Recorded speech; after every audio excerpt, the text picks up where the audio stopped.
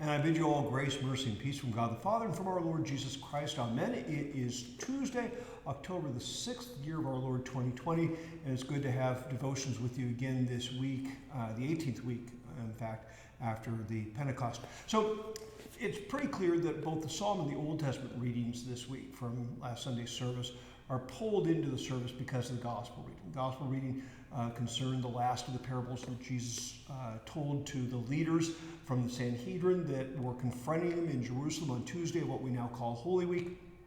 And it's the parable that many of you know as the parable of the wicked tenants, right? Master creates a vineyard, does everything to make it flourish, rents it out to tenants, goes off to a far country, and then when he asks for the tenants to yield him the fruit of his vineyard, they beat the servant, send them away, and finally kill the son because they want to get the inheritance for themselves. Now, in that parable that Jesus tells, the real focus is on the tenants, the wicked tenants, as the stand-in for the wicked leadership of Israel that is not yielding the fruits of a faithful people to God, but in fact is trying to hoard the people's attention and faith for themselves.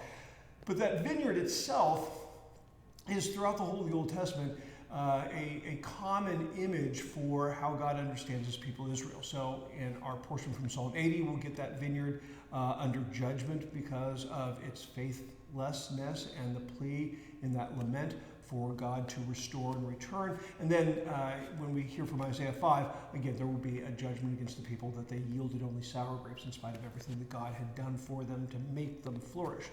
So we start with our psalm today, and we'll pick up the Isaiah text on Thursday. And we're at Psalm 80, and we're going to go ahead and read verses 7 through 19. Reading from New King James, and I will be using God's name as it appears in the Hebrew. Restore us, O God of hosts. Cause your face to shine, and we shall be saved. You have brought a vine out of Egypt. You have cast out the nations and planted it. You prepared room for it and caused it to take deep root, and it filled the land. The hills were covered with its shadow, and the mighty cedars with its boughs. She set out her boughs to the sea and her branches to the river. Why have you broken down her hedges, so that all who pass by the way may pluck her fruit? The boar out of the woods uproots it, and the wild beast of the field devours it. Return, we beseech you, O God of hosts. Look down from heaven and see. Visit this vine and the vineyard which your right hand has planted, and the branch that you made strong for yourself. It is burned with fire, it is cut down. They perish at the rebuke of your countenance. Let your hand be upon the man of your right hand, upon the Son of Man, whom you have made strong for yourself. Then we will not turn back from you. Revive us, and we will call upon your name. Restore us, O Yahweh, God of hosts. Cause your face to shine, and we shall be saved. So the lament there obviously is brought about because Israel realizes that God is punishing them because of their faithlessness. And I think, the things that stand out are, again, the imperatives that Israel in faith uses towards God. So when it says, restore us, O God of hosts, it's not a plea, oh, could you please do this? It's back to the imperative. Do this, God. And the reason that Israel can be bold to imperatively command God to restore them is because they're in a covenant with him and they know that he is merciful and that he has steadfast love. Then you have the image of the vine brought up out of Egypt, obviously reference to the Exodus. You've cast out the nations and planted it. There's the settlement of the promised land. And then the flourishing that God provides for the vine so that everything should be perfect for it is described in a variety of ways here. The hills are covered with its shadow. Right? It is like the vines, right? Their branches are like the cedars of God, right? So this is not just a little stringy vine branch. They are gigantic tree-sized vines that happen here. She sent out her boughs to the sea. The Hebrew there is the harvest branches. So their branches filled with fruit, right? So there's a great abundance that's spreading out all over. It's not just one portion of the plant that's being productive. So here's how lush it is. And then her branches to the river. The second word that's used there is not branches, it's layer plants. So it's plant upon plant that is growing out everywhere. So here is the image of how Israel was made to flourish by God. and given everything that they needed to be able to shine brightly as God's people. And then what happens? Verse 12, why have you broken down her hedges so that passerby pluck her fruit? And the Hebrews literally nip off. So the thought is, animals just going by and eating the fruit willy-nilly so that it's not able to be harvested properly and used for what it's intended. So they're nipping off this, and then you have the image of the boar out of the wood uproots it. The gorging boar is the Hebrew, and for Lutherans this is a little bit of a small joke, because when the Pope sends out the bull or the proclamation against Luther as a heretic, he says, "Scourge Domine," right? Get rid of this wild boar who's afflicting your church. So the Pope picked up Psalm 80 and the boar here as an image for what Luther was doing in the early part of the Reformation. But that's neither here nor there. So you have the gorging boar, and then you have the beast grazing on it. So again, not the domesticated animals that you're feeding on purpose, but it's all the wild beasts out there are coming by and treating this as just grazing land, not something that you've tried to prepare for a particular purpose. So then we get to 14, and we get to all the imperatives again.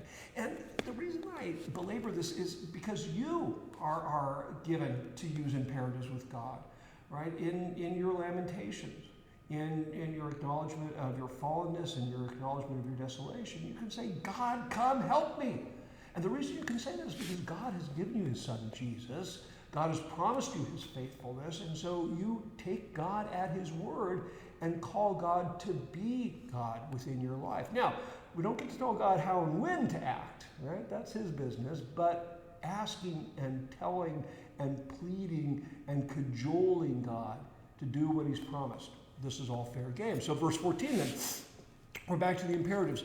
Return, and then, there's the humble, we beseech thee, please, right? But return, imperative, and then look down, imperative, and then see this imperative and take note of this. And now, see and take note often gets translated as visit, and that's what God does when he sees and takes note. But again, the Hebrew is very much more fun here. So you get the return, look, see, note this, pay attention to what's going on. Right? We are languishing and we are in deep trouble. Verse 15 then, the vineyard which your right hand has planted, well, it's not vineyard, the sprig, right? So they're not talking about their greatness, right? We were a small, tiny thing that you planted. You made us great. We didn't become great on our own. So the sprig that you have planted and this branch has become obliterated, right? It's wiped out because of your rebuke. We understand you were justly angry. Your punishment has fallen upon us. And you now see what that's done. It's accomplished its purpose, so you can lay off God. So we have that. And then verse 17 is kind of evocative. It says, let your right hand be upon the man of your right hand, the son of man whom you've made strong for yourself. Well, the man of God's right hand, the son of man whom he's made strong for himself, I wonder whether or not that's not a sly reference to the coming of Messiah. So it's not just go ahead and take care of us, we're your right-hand guys, God, but it is, go ahead and provide for us that right-hand man, that son of man that you have promised, who will be the one who is the agent of our restoration, who will bring us back into a right relationship with you. So we have that at verse 17, and then verse 18, if you provide that, then we won't turn back from you anymore. And then we're back to the imperatives. Revive us, right? There's the imperative.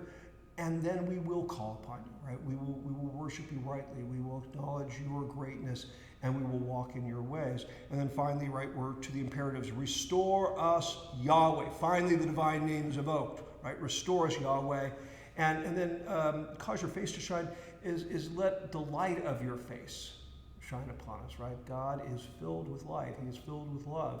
And so we look for that to turn toward us, and then we know we shall be saved. So it's a song of lament, but it is a lament that we can take up when we feel those times of judgment in our lives, when we acknowledge our sins and our desolation before God. We are called to address him with those imperatives.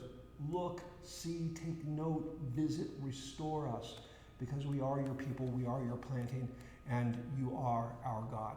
Well, enough for today. God's blessings to you, and I look forward to getting something up for you on Thursday, looking at the Isaiah 5 text. Peace be with you all. God bless.